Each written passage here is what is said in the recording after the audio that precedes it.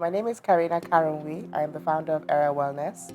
And Ere is a well-being, wellness, mental health company. We have three different prongs of business. The first one is we host wellness workshops for corporates. So we work with the likes of Microsoft, Google, ExxonMobil, and the workshops are very interactive. They're very focused on connection and vulnerability, which is strange hearing it in the corporate setting. But we guide, employees, team members through ways to connect with each other, to improve productivity with CBT-based techniques and tools and worksheets. We also have a women's community, which is really exciting. I'll be honest with you, the community has grown in a way that I didn't expect. It has grown super quick, and I think that just goes to show how much people desire and need connection and community. So our women's community, there are over 400 of us now online, and we meet up monthly in person or virtually to discuss life, career, body image, personal development, feminine health, sexual health, sex, and we also have experts coming to talk to us. So we've had therapists, we've had oncologists, we've had poets and performers coming to speak with us and connect with us as women. And the final thing we do is the body image conversation cards. So there are 4 editions: self, family, friends, and couples. And these conversation cards literally guide us to have discussions on body image, on culture, on wellness, on ourselves, and how we connect to others in relation to our relationship with food and exercise. They're really fun. They are really, what's the word? They get you to talk about things that you didn't know was inside of you. They really get you to open up. So that's Ere Wellness. It started from me telling my story of having an eating disorder as a teenager here in Nigeria, which is something that people don't really talk about much, but it is a rather common occurrence in terms of disordered eating amongst Nigerians.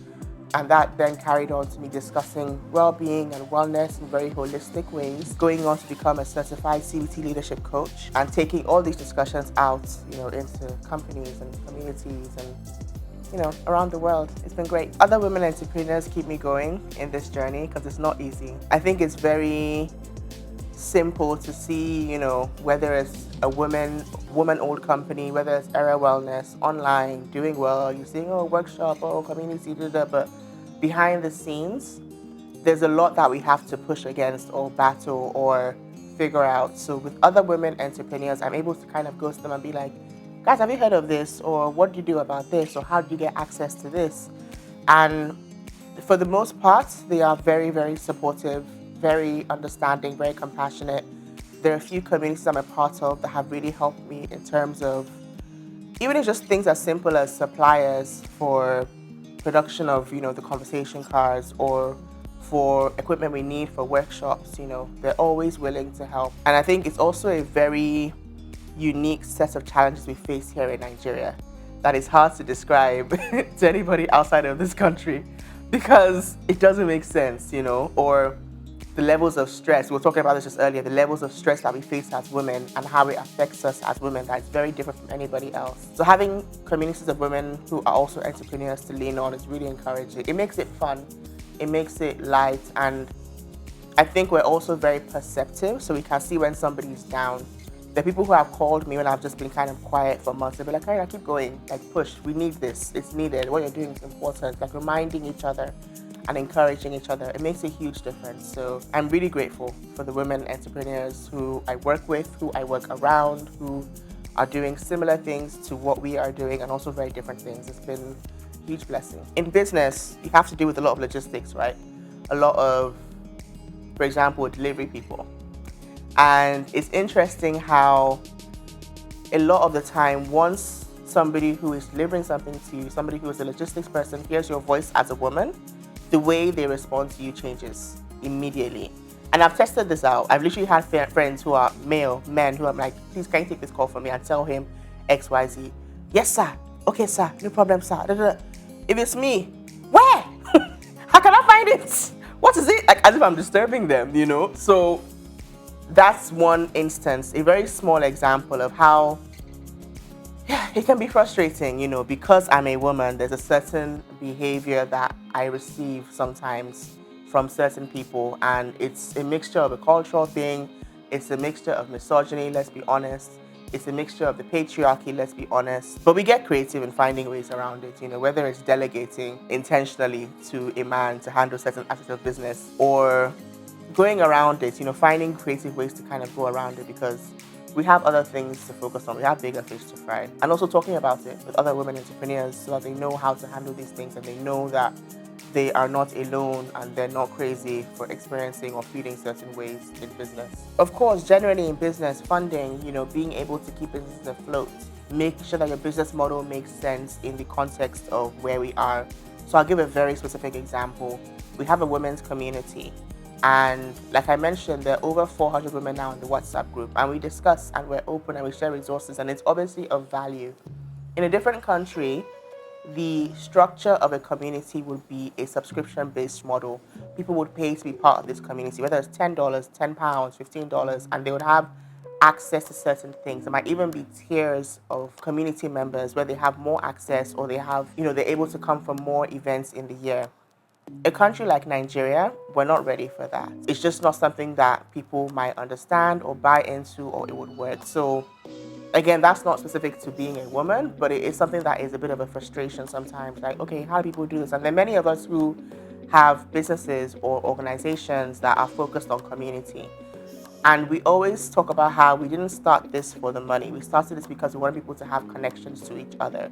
We were sick and tired of having conversations in hush-hush tones, in quiet, in private.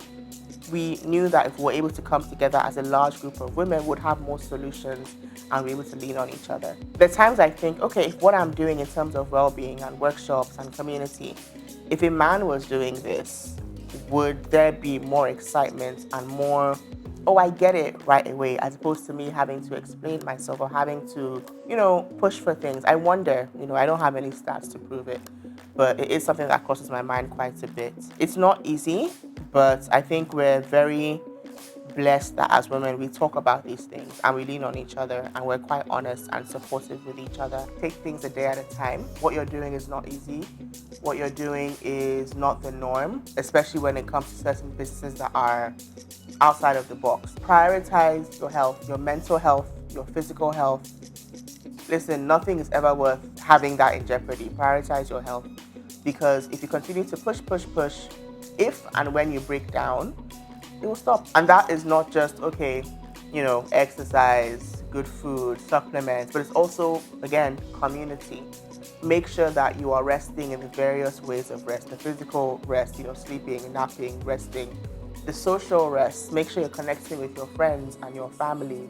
Find communities and safe spaces where you can just rant about how frustrating it can be sometimes. Let it out, don't hold it in, and ask for help. I know it's one thing to rant, another thing to ask for help. And I think as women, especially Nigerian women, we find it difficult to ask for help. Ask for help. Somebody always knows somebody. We all have our plugs. Somebody will know somebody, connect you, and you will feel better, by the end of the day. And finally, I will go back to what I said earlier. Remember your why. It's not easy. I keep on saying that because it really is not easy. But take breaks. Take breaks to step back, to reflect. Why am I doing this? Okay, strategize. What am I doing next? Make sure you have all the tools that you need. Keep your financials in check, your legal in check. Keep everything in documentation. Make sure you have everything together. If you are not the best at doing that, get somebody to help you. Delegate, ask for help. You're not alone in this. There are women who have done it before you, women who are coming after you, and it creates a nice, cozy community. And I genuinely do wish you all the best. We're women, we're amazing, and we also deserve and require downtime, rest time, softness. Take it easy with yourself. You're doing your best.